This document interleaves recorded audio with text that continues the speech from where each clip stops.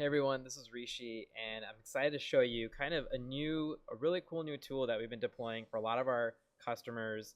It's called the QA widget, shortened for question answer widget. It's a really good tactic, works really well for a specific set of customers. Not every customer it's good for. I'm going to going into who should use it. The biggest philosophy behind the question answer widget, and I'll be honest with you, this actually came through a lot of our low volume customers, people that are getting low traffic but needed leads, very high quality leads. And that's where this kind of question answer widget came from. That's where it was created specifically for people with lower volume, but each lead was worth a lot of money. And we actually have used it now for even people with a lot of traffic. It's been kind of a winner, and I just want to share with you kind of the different philosophies, as how to make it high converting, everything about it. Again, it's called question answer widget, and you'll see why. And the overall philosophy is, whenever you're going into a retail environment, you're really just looking to get questions. Questions serve as sales leads. Think about the last time you went to, a Best Buy, for example. You really just have a question, and you want that answer. This is a reason why Amazon actually has a massive QA section, question answer section, that people can just search for questions and get their answers. So when someone does ask you a question, it's actually a very solid buying signal. The chances of them actually buying your product go just way up. So it's super exciting. So what is a QA widget? So if you accept my philosophy that if someone's asking you a question, it's like there's a really good reason for them to actually respond back and actually close the deal either over the phone or over email very quickly. So what is the QA widget? So let me kind of show you some examples. I'm going to hop right in. These are actually real customers. These guys have very high-end products, like $788. Most people, they're not buying $800 items. Before they even buy an $800 item, they're going to have some questions, especially if it's an organic search and it's a first-time visitor. They have all sorts of questions, and they have live chat, but they also have a QA widget here where they can just click on it, and then it opens up a question like this. And look, it says, hi, I'm Whitney. It's very personal. We're actually using a real picture. This is actually her. You have to enter a name, email, phone number, and a question right here. You hit submit, and boom, off it goes. Now, this is very different from live chat. Now, live chat is Whitney has to actually be there in person, talking to you. Ours is very different. It's just a submission. It's very high converting, and it's a submission that goes into whatever system you want. We're fully integrated with HubSpot and Salesforce, as well as we can just send a triggering email to the right person in your team. Here's another example. Now, this one was timer induced. So for example, let me stretch out the screen here. I was on a bigger monitor here, but this was timer induced. So if I'm on the site for over 15 seconds, this actually auto opens up. We have done studies with our Google Analytics to figure out how much time is a person spending before they make a buying decision or convert somehow. And we want to usually bring it down before they leave, so they know that we're attending to their needs and asking them about their questions. This one's kind of a longer form. So we did see lower conversions when we added the zip field, but hey, that's important. That's important to the client to have that information before they spend time on them. That's a very big deal to us. We want to make sure that you're not wasting time. So you do need to request that required information. If you're just focusing on conversions, then yeah, we would recommend you guys to take out some fields there. Here's another one. This guy's selling gold bars. Now this is just a teaser. This is another option. When you scroll down, this teaser actually flows up, and when you click on it, it opens up. Now this is stock photography right here. We do recommend using a real person. We like that a lot better. We see that, we see people that use iPhone photos or something you take from a kind of a phone camera that actually converts higher and better. It just looks more real. Here's another one. This is what looks like it's timer based. I love this picture. Shows the product as well. Name, email, question. Now we removed the phone number field. This is great. So I know what you might be thinking. Well, what if I get a lot of support emails? So we would only want to treat the QA widget specifically for sales. We only want to target people that are actually going to make a buying decision. We don't want to make this a support channel. That's not the goal here. The goal here is to make you guys more money, not a support channel for your customers. Now, of course, you can use it that way if you'd like, but that's not something we really want. We really want for our customers. We want them to bring in more revenue. And the way we do that, I'm going to show you how to set up the conditions for that. But the way we do that is just only target a subset of visitors and exclude any other pages. So if they've ever been to a success page or a thank you page or a page that requires a login, we don't show the QA widget there. And I'm going to show you how we set that up. Next, and then I'm going to show you how we set that up here in the next section. But first, I want to talk about design ideas to make it higher converting. Now here are a few of our themes. So out of the box, we have a bunch of QA widget themes. A picture does wonders. Now a lot of people don't want to add a picture, but it does add a few points to your conversion rate. Now we like to avoid using the word chat because it's not a live chat tool. We like to talk about, hey, we're here to answer your questions, and you know, most of our customers are very responsive, and they will respond back usually within 1 or 2 business hours, and we love that.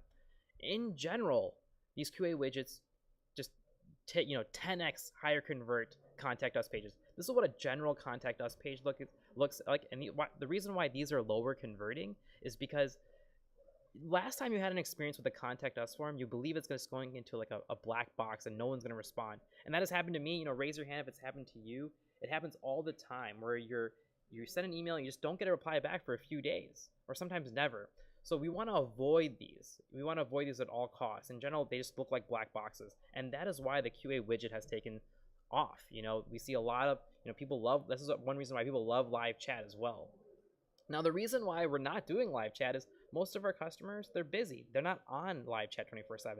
And so what happens when you're using a live chat tool, it starts to look like this when you're not attentive to it. So you always want to make that, hey, you're always engaged.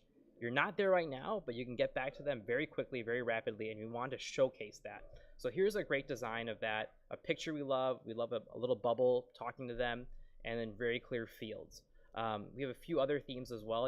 Feel free to create an account and check it out. How can I help you? This is kind of a much more cleaner theme. We actually have better results with this kind of bluer theme. It's just more prominent. I feel like the blue stands out a little more. But this is a much more cleaner theme. Rounded edges on the person. We love that. And we kind of have a lot more. This is something kind of else that's a little bit more cleaner. So a lot of different themes that you can play around with. Of course, everything is drag and drop. Here's like kind of something that matches your site. So it's very easy to make changes to this. I'm going to go into kind of one of my favorites. It's not the most beautiful one, but it's the highest converting. And for me, it's all about the conversion. And so I'm going to go over kind of the design ideas to make it high converting. And kind of I'll jump into, ways to set up the QA widget. Timer, on-click, and on-click plus timer. And what do I mean by that? These are really the conditions. So I'm going to call this QA widget. I'm going to capitalize this. QA widget right here. And again, it's very easy to set up.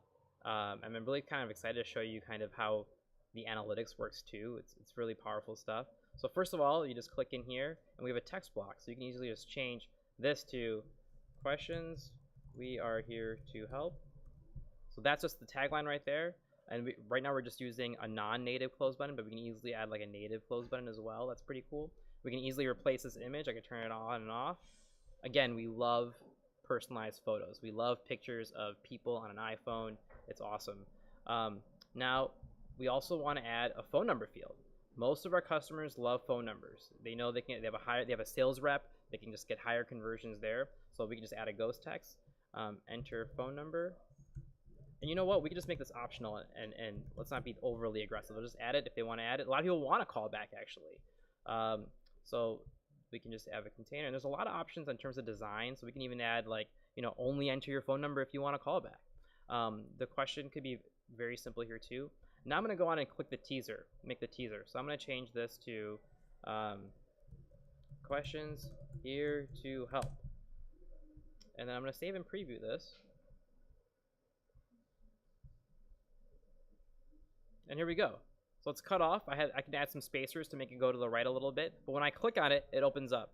Now there's various ways to do this. If you want to be really aggressive, what I recommend is on click it shows up, and it also shows up on 3 seconds. So if they're there and they don't click on this, it just automatically shows up at 3 seconds. Or if they click on it before the 3-second mark, it shows up. And that's really easy to do. I'm going to show you how to do that. Let's actually go into it and do it. And again, everything here is customizable. I can change the color here. I can really do anything I want. And I'm going to add these conditions. I'm going to edit it. And first thing I'm going to do is I'm going to add that 3-second timer. Add new rule. Timer. Total seconds on page. Whoops. I did active seconds. We don't want that. We just want a total timer. Add conditions. Add new rule. Total seconds on page is greater than 2. I'm going to do for a 3-second timer. And then I want to say, look, I only want to show this up to people on a desktop device. I don't want to target mobile. these generally don't perform as great on mobile. So we like to have a very different experience for mobile. Mobile, we probably want to do like a coupon offer or something different there. So I'm going to do device type is desktop. And then I'm going to do another rule. Remember how I said I don't want to target, support leads. So then what I'll do is a pages navigated URL rule. And so if they've ever navigated any type of thank you page. So usually on an e-commerce site, you usually see like something like thank you or receipt in the URL. So I'm going to say does not contain any of these. And I'm going to say, okay, if the receipt's in the URL, or if thank you is in the URL. Now this is very, website specific. So, send your website. I'm happy to show you what yours would be. But most people, I think you get the idea. If they've ever been to any of these URLs ever in their history, we just won't show it. And then maybe the last one should be like log in or something. Log in. So that means if they've ever navigated any signs where they've purchased something in the past, we're not going to show this to. And then we could say, look, I only want to target people that are coming in maybe from organic or paid search. So equals any of these. It's a organic search or Google AdWords. If you're paying for traffic, then you definitely need a QA widget to make sure that you get those questions and actually make that conversion. A lot of people are spending a lot of money getting people to their site. Make sure we actually convert them, and the QA widget is a great way. So that's how you can trigger it. Now, let's say you only wanted to make it click-based, right? So we kind of talked about timer. So this is where it shows up on a timer. And we also talked about on-click plus timer. That's kind of what we have right now. Now, what if you just want to be really unaggressive? Very, just, hey, if you're there on the site and you have questions, you see the teaser on the left, you just click on it and it opens up. So that's really easy to do. What we do is we just make the timer crazy long, something like that wouldn't even last. So let's make it 1,000 seconds. I think that's over 10 minutes. And so no one's really on a website for over 10 minutes. So that's why that'll never trigger. You can even make it longer if you want to be paranoid about it, which is totally fine. And just hit save. And the way you make it on click only is we make the teaser and you just say follow me and display on load. And that's it. You just hit save and publish, and that's all you need. So that means if you go to one of our examples here, only on click will it show you. It'll never pop up on its own. It'll just stay here on the bottom right. And remember, again, you can move this anywhere. We can even have it at the top. We've seen customers with the top, or really, you can place the teaser wherever you'd like. Let me just show you how to set that up. Right now position's bottom right, but you can actually move it anywhere you want. And then on click, it'll actually open up the full QA widget. Okay, so I went through kind of the ways to set up the QA widget. My personal favorite is the on-click plus timer. It allows people to click it and do it. And then also I like to have those negative rules in. I don't want to target support customers. It's not a support channel to me. And then I also like to show it up after a 5 or 6 second timer. So the next thing I want to talk about is QA widget versus live chat. I touched on it briefly. The biggest difference is if you're a small business and you don't have someone there 24/7, you don't have an offshore team, or you don't have people there, the live chat just turns into, in most cases, the live chat just turns into a contact us form, very low converting. And that's why the QA widget's always there. After you convert, you show them a thank you page that says, hey, we'll get back to you in 1 business hour or less. You just show that right here, thanks for contacting us. We will get back to you in 1 business day or less, just like that. And you can even put your phone number in here. And of course, you have to change this. Let's just remove it for now. So there you have it. That is why I would use the QA widget versus live chat. Now, if you have a big sales, big support team, I actually do recommend live chat over the QA widget. This is a specific strategy for customers who just don't have that, and that's a lot of our customers. So who should use it? I have a few people who should use it. We have a lot of success. Any e-commerce stores with products priced $100 or over. We see this a lot. If you have a $10 item, it probably doesn't make sense to do that extra sales touch. But if you have products that are in the $500 to the $800 range, this is going to do wonders for you. Most people are not willing to whip out a credit card and just buy something without talking to someone first. If it's a higher priced item, in the $1,000 range, in the $500 range. I do that all the time. Especially if you have an unknown brand and it's a first-time visitor and it's coming from an organic or paid search, they don't know about you. It's different if it's a referral, of course. Another one is B2B sites are huge. Software, wholesale, manufacturing, anywhere where you have kind of a complex product, that's going to be huge on. If you have any type of complex issues, people need to have specs on it, This is huge for them. They just want to get the ball rolling, ask you one question. Hey, does it fit these dimensions, for example? That's a great way to get their number, give them a call, and close the deal over the phone. Professional services, lawyers are huge. People just want to talk to a lawyer. They're afraid of putting in a contact us form. They just want to get on the phone, talk about their situation. It's a very complex matter. Accountants as well, figuring out, hey, can they meet these specific requirements? So a lot of anything that's kind of a complex or higher price item, we recommend the QA widget. Now, the last thing I do want to touch on is the analytics. Now, what's cool about our QA widget is that we tell you so much information. Of course, all the information they filled out, like the standard form stuff, like their name, email, the question that they entered. But then we tell you where they're located. Now, this is great for your sales team, or even you, if you're doing the sales, you know exactly where they're located. Like, hey, you can be really professional on the phone. Hey, I'm in New York as well. Whereabouts are you from? You can have a great kickoff to that call. The second thing is we tell you kind of the web source. So this is great for knowing exactly what's working in your site. Are they coming from direct traffic? Are they coming from an AdWords? So we'll even pull in the UTM parameter. So if they're coming in from a specific ad source, we can tell you that. So you're gonna know everything about their business. We then even tell you the referring source. Like, hey, did they come from your Facebook page? Did they come from an organic listing on a Yelp page? We'll tell you all of that data. Then we'll also tell you, hey, are they in this case, they're a new visitor. They have 0 past visits, and they only have 2 page views.